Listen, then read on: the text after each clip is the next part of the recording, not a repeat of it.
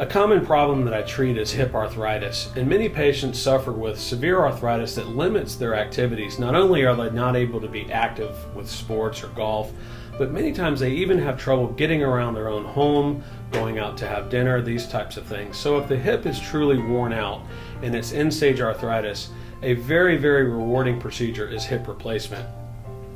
In hip replacement, in general, what we do is the ball and socket part of the joint are what's worn out. So really what we do is we cut the end of the bone off where the ball is worn out so it goes into the trash can. The socket is also worn out, so we literally ream a new semicircular socket and we insert a metal backed implant that secures into the bone, and the bone actually grows to it. It has typically a plastic liner.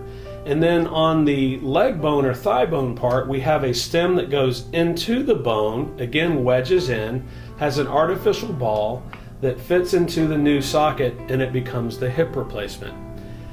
There are different approaches that we use in hip replacement.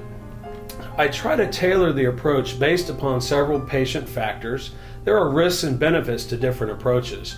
One of the new, more innovative approaches that I've been using lately is the anterior approach, or otherwise known as the anterior supine intramuscular approach.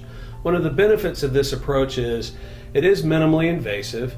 We're able to approach the hip without as much trauma to muscles. We literally separate the muscles rather than cut them, and we can get down to the hip joint and do our hip replacement through less trauma. However, there are some risks involved with the anterior approach that are unique to that approach, and so we have to balance and weigh these risks with each and every patient. Another common approach I do is a minimally invasive posterior approach. It differs from the standard posterior approach in several different aspects, but one is that the incision is much smaller and how we treat the soft tissues is a little bit different.